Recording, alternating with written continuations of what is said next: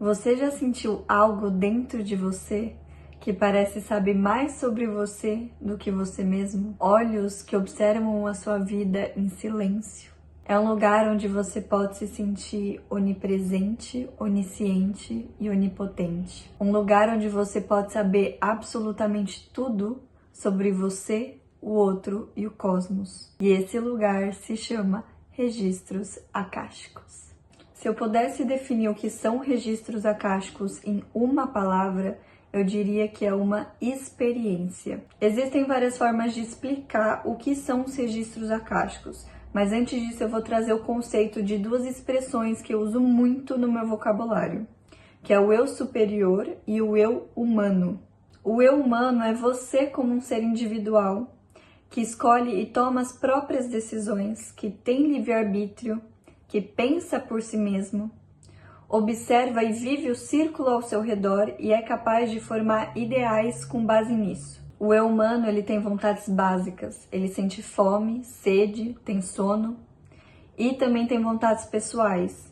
Tem a vontade de praticar um esporte ou ir para academia, tem vontade de seguir uma determinada carreira, de fazer um trabalho voluntário, ir no shopping tomar um sorvete com os amigos. Mas nós somos a junção do nosso eu humano e o nosso eu superior, que é a nossa divindade interna que se comunica com a gente o tempo todo. É uma consciência mais expandida com quem a gente pode conversar, assim como a gente conversa com um amigo nosso. O primeiro recurso para que o seu eu humano se comunique com o seu eu superior é através do silêncio interno. Quando a gente tem um autoconhecimento mais refinado e fortalecido, a gente consegue acessar as respostas que a gente busca através do silêncio interno, sem precisar de nenhum meio externo para nos dizer o que a gente precisa. Mas, como a gente precisa interagir no dia a dia com várias informações, é família, são amigos, é trabalho, estudos, hobbies e muitas coisas ricas para a gente aprender sobre nós mesmos, existem outras formas de se comunicar com o eu superior.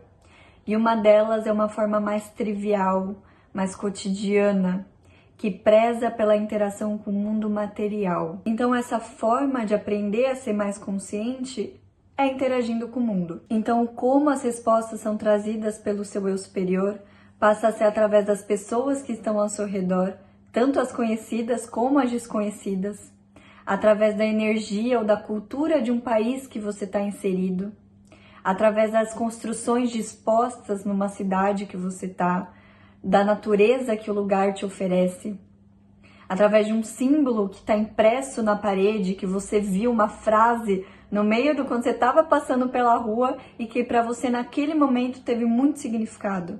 A gente está muito acostumado e condicionado a buscar as respostas através de outras pessoas ou de fontes externas diversas. E o registro é uma forma totalmente autônoma de você dar maior esclarecimento e dar mais sentido para aquilo que você busca. Isso desde as coisas mais simples até aquelas mais desafiadoras que você enfrenta no seu dia a dia. E quando você abre o seu campo com os registros akáshicos, você se torna o seu próprio guia. A verdade é que você sempre foi e será o seu próprio mentor, mas agora ainda mais com a consciência expandida, para observar, sentir e vivenciar aquilo que a sua realidade representa e diz sobre você e os seus pensamentos conscientes e inconscientes, principalmente os inconscientes. Então, independente do conteúdo de uma conversa, onde uma pessoa fala alguma coisa para você, seja isso construtivo ou não, muitas vezes o mais importante não vai ser aprender com aquilo que ela falou para você, mas com a presença dessa pessoa na sua vida. É conseguir olhar por trás das coisas para além daquilo que elas aparentam ser. Por exemplo, um dia uma amiga minha virou para mim e falou assim: deve ser muito ruim ser baixinha, às vezes eu tenho dó de você. Eu nunca ia querer ter a sua altura, não. Eu parei.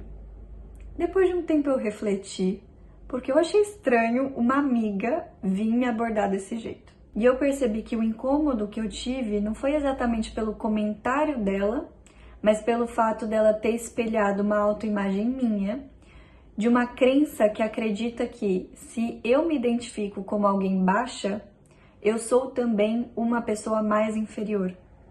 E ninguém quer se sentir inferior. Depois eu fui descobrir que isso tinha um nome, que chama a lei da atribuição equivocada, que é quando você atribui a uma pessoa um sentimento seu de satisfação ou insatisfação, quando na verdade a causa dele não é sobre a pessoa, mas é outro fator. Nesse caso era eu mesma.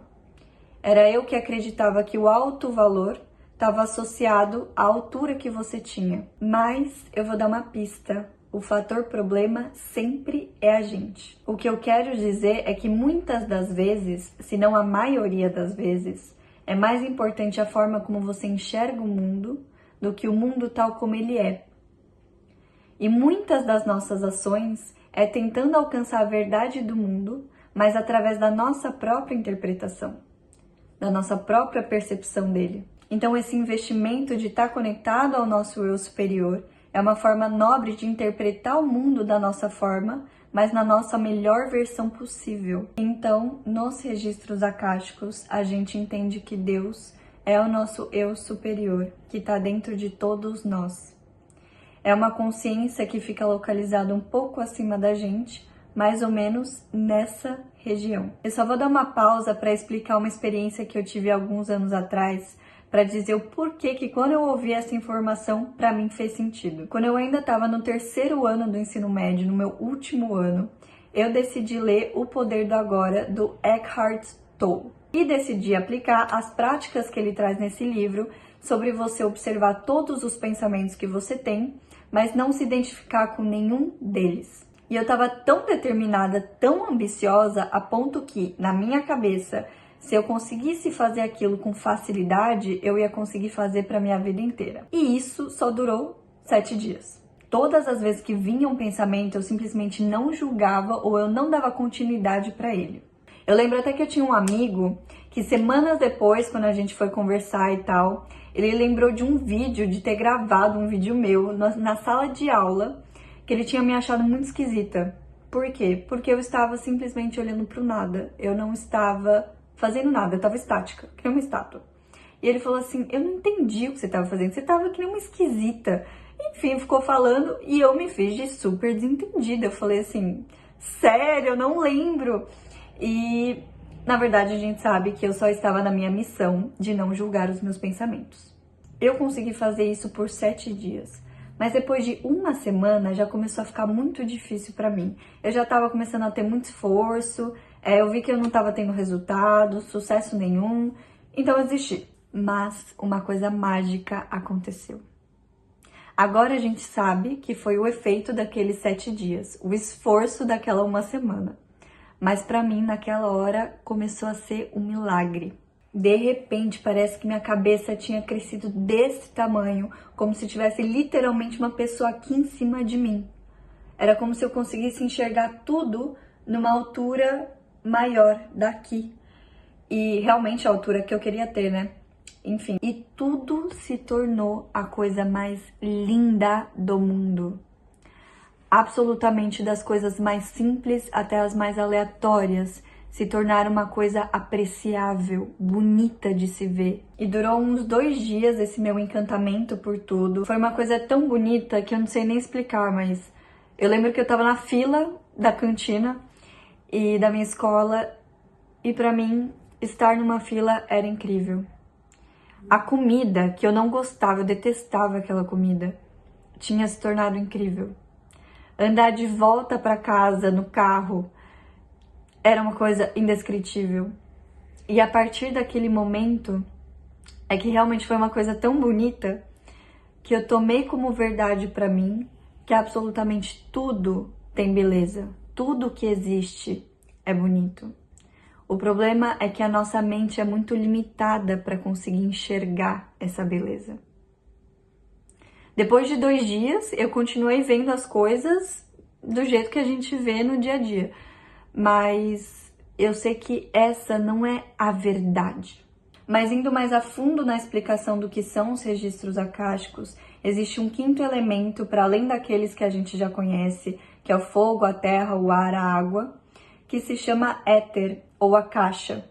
E ele permeia absolutamente tudo e está dentro de todos nós. O éter é a substância divina que permite com que todas as suas experiências tanto as do presente como as do passado e as do futuro, fiquem registradas no campo eletromagnético do cosmos, ou o mais conhecido como famoso inconsciente coletivo. E todas as suas experiências ficam lá gravadas, sejam aquelas do seu dia a dia, as experiências que você teve há um mês atrás, ou as experiências de um ano que você ainda vai vir a ter.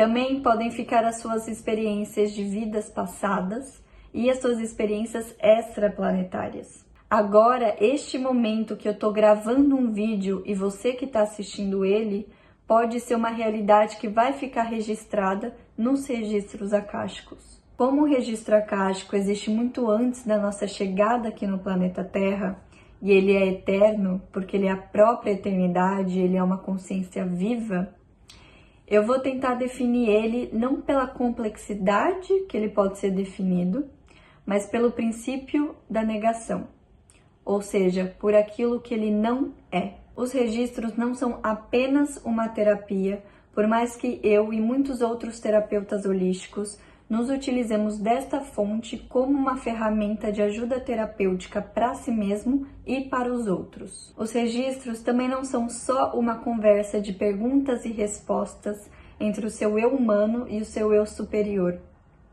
Porque por mais que essas perguntas sejam muito importantes, ele é uma consciência inteligente assim como nós. Ele não é um robô. Ele vai trazer as respostas da melhor forma que você puder entender para gerar a sua transformação. E, em muitos casos, ele não vai falar aquilo que a gente quer ouvir, mas aquilo que a gente precisa saber. E se não fosse assim, não ia ter sentido também tentar acessar aquela parte nossa que é mais sábia.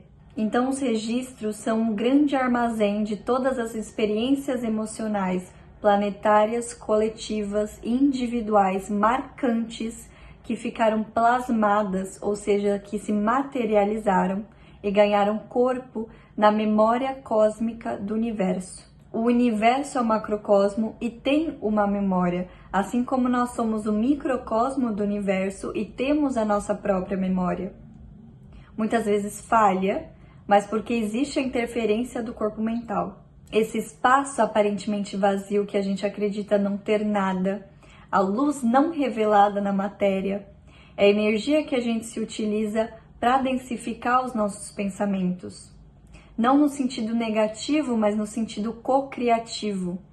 E dar forma às nossas ideias. O que você enxerga com os olhos físicos é energia densa. Quando você toca alguma coisa concreta, você está tocando energia. Só que uma energia condensada. Esse é o primeiro princípio hermético do mentalismo, que tudo que é criado na nossa realidade foi porque em algum momento, consciente ou não, foi antes pensado. E toda essa existência e acontecimentos que nós vemos são informações que ficam registradas nos registros akáshicos. Esses arquivos ficam localizados na galáxia de Andrômeda, mas a gente consegue acessar daqui essa fonte de consciência onipresente mais elevada. Somos nós que precisamos aprender a escutar essa fonte de uma forma mais intuitiva, constante e íntima, porque ela já está fazendo a parte dela. É uma consciência que se expande conforme a nossa expansão. E é por isso que a evolução da alma é infinita. Então, se essa consciência está o tempo todo se comunicando com a gente, aquele manual que às vezes a gente queria ter para saber como lidar com certas coisas do nosso dia a dia, pode sim ser acessado a qualquer momento. O tempo todo nós temos as respostas que a gente precisa saber, porque o nosso eu superior nunca, mas nunca nos abandona.